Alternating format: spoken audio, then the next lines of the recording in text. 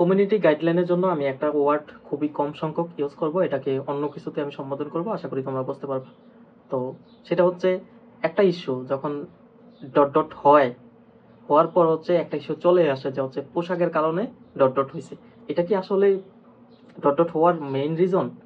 আসলে যদি dot dot হওয়ার 100টা রিজন থাকে তার মধ্যে একটা রিজন এটা, কিন্তু এটা আসলে মুখ্য রিজন নয়। মুখ্য রিজন হচ্ছে মেন্টালিটি। সো এটা ভাবতে হবে যখন হচ্ছে কেউ হচ্ছে হয়ে যায় এরকম ডট ডট, লাইক আমি একবার উচ্চারণ করতেছি, সেটা হচ্ছে দর্শন। দর্শন যখন হয়ে যায় তখন হচ্ছে মানে সবাই বলা শুরু করে যে হচ্ছে পোশাকের জন্য হয়েছে এরকম, কিন্তু না ভাই।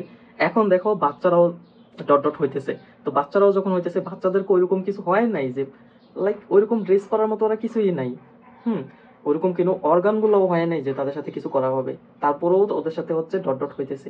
তো তার থেকে বোঝা যায় যে আসলে হচ্ছে এই পোশাকটা হচ্ছে মুখ্য বিষয় না। পোশাকটা হচ্ছে, হ্যাঁ, 1000টা রিজন যদি তুমি খুঁজে বের করো তার মধ্যে একটা রিজন এটা থাকতে পারে পোশাক। কেউ যদি 100টা রিজন বের করো তার মধ্যেও পোশাক থাকবে, কেউ যদি 10টা রিজন বের করো তার মধ্যেও একটা রিজন থাকবে, কিন্তু কেউ যদি টপ 3 রিজন খোঁজো তাহলে কিন্তু এই পোশাকটা আর থাকে না টপ 3-তে। এটা অনেক পরের রিজন।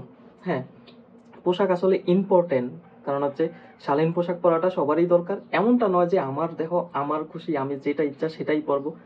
পড়তেই পারো তুমি, কিন্তু এমন কিছু পড়বে না যেটা অন্যের ক্ষতি হয়। কারণ হচ্ছে যে নিজের বাক স্বাধীনতা আছে, নিজের সকল স্বাধীনতা আছে। হ্যাঁ, মুখের স্বাধীনতা থাকবে, ওকে, এটা বলা যায়, বাট তুমি পড়ার স্বাধীনতাও তোমার আছে। কিন্তু তাই বলে তুমি কি আচ্ছা মুখে তুমি এরকম কিছু বলো যেটা অন্যের খুব বেশি কষ্ট হয়? তুমি তো মিথ্যা কথা বলতে পারো না, তোমার তো স্বাধীনতা আছে, তার মানে উল্টা পাল্টা আরেকজন সম্পর্কে বলে ফেলো, আরেকজনের সুনাম নষ্ট করতে পারো। তো সেটা কি করতে পারো? সেটা অপরাধ না? তো পোশাকের ক্ষেত্রটাও এমন।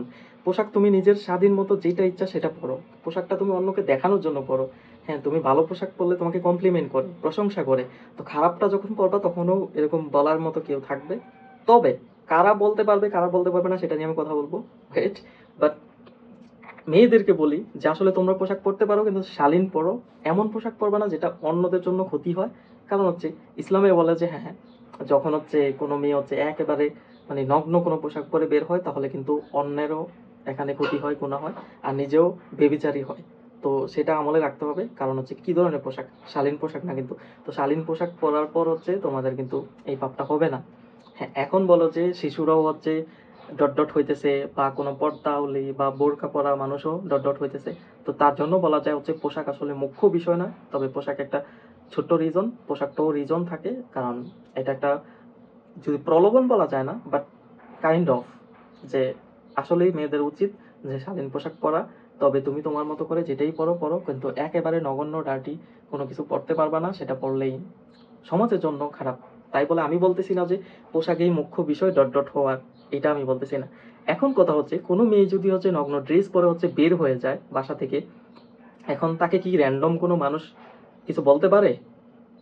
কখনোই না। তাকে র্যান্ডম মানুষ কিছু বলার অধিকার রাখে না। তাকে সচেতন করবে তার নিজের ফ্যামিলি, দেন হচ্ছে তার আত্মীয় স্বজন, দেন তার সমাজ। এতটুক পর্যন্ত এটা সীমাবদ্ধ। তবে হচ্ছে সমাজও তেমন একটা বলতে পারে না সরাসরি, বা তাকে হচ্ছে মায়ের দৌড় বা এমন কোনো কিছু করা যাবে না যেটা হচ্ছে খুব বেশি অন্যায় হয়ে যায় তার সাথে, এরকম কিছু করা যাবে না। তো তাকে সামলানোর ব্যাপারটা হচ্ছে তার নিজস্ব ফ্যামিলি। তো ফ্যামিলি তাকে সামলাবে, তো সে কি ধরনের পোশাক পরবে কি ধরনের পরতে পারবে না এটা তার ব্যক্তিগত ব্যাপার, অ্যান্ড তার ফ্যামিলিগত ব্যাপার। দেন তার রিলেটিভ আছে তারা বলতে পারে। কিন্তু একটা স্ট্রেঞ্জার আয়সা যদি তাকে কটূক্তিমূলক এটা সেটা বলে ফেলে, সেটা কাম্য নয়, সেটা বলতে পারবে না। তবে স্ট্রেঞ্জার কি বলতে পারবে না যে তোমরা শালীন পোশাক পরো? অবশ্যই বলতে পারবে, জনসম্মুখে বলতে পারবে, পাবলিকলি বলতে পারবে।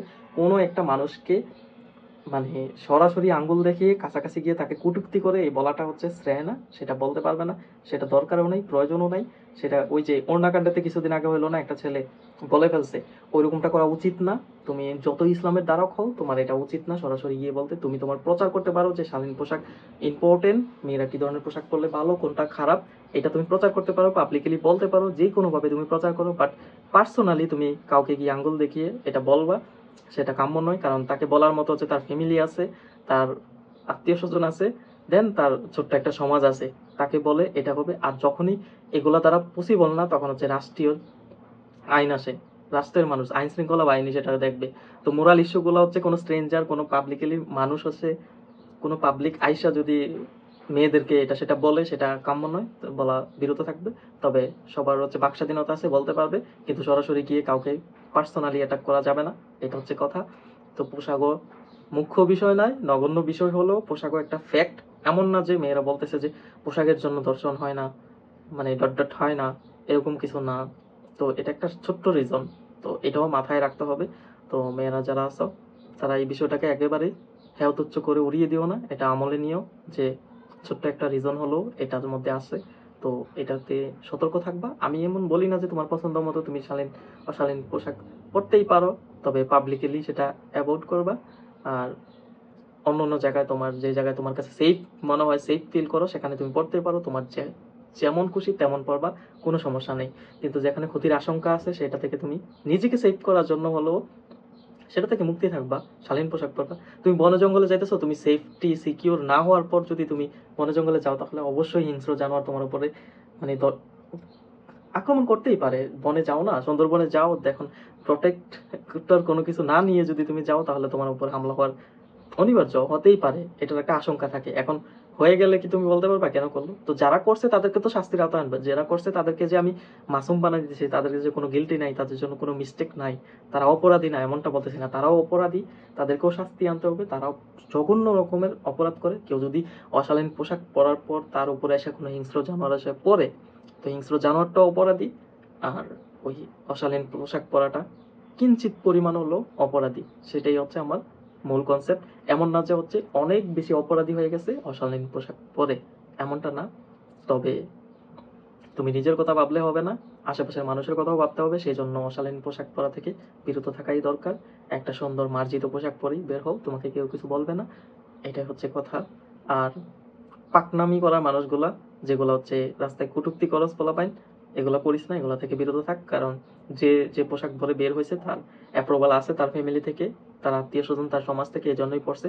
তো তোর এখানে কিছু বলার নাই। তুই পাবলিকলি জনসম্মুখে অন্যভাবে প্রচার কর যে এই ধরনের পোশাক পরলে এমন এমন এমন হয়, কিন্তু তুই পার্সোনালি ওই মেয়েকে অ্যাটাক করতে পারস না, এই অধিকার নাই। এবার ধর্মীয় ব্যাখ্যা দেশ আর যেটাই দেশ, এগুলা দিয়ে চলবে না, কারণ দেশে এগুলা অশৃঙ্খলা করে। তো বিশৃঙ্খলা করার জন্য এগুলো করিস না।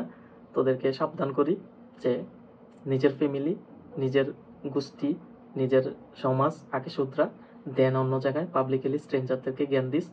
তবে এই জ্ঞানটা দেওয়ার রাইটস তোর আছে, আবার নাইও। তো এটা কার্যকর জায়গায় যাইয়া কার্যকর করিস। করোনাকাণ্ডের মতো ফেসে যাইস না কেউ গিয়ে। তো এটা করা উচিত নয় সবাইকে। তো পোশাকও একটা ব্যাপার, সেটা নিয়ে আমি বললাম। আশা করি তোমরা সবাই বুঝতে পারছো। ডট ডট হওয়ার নগণ্য রিজন হলো একটা রিজন পোশাক। সো এটাকে মেয়েরা যেভাবে তুচ্ছ তাচ্ছিল্য করলে ফেলে দিতেছে এমনটা না, তো এটা মাথায় রাখা উচিত সবারই।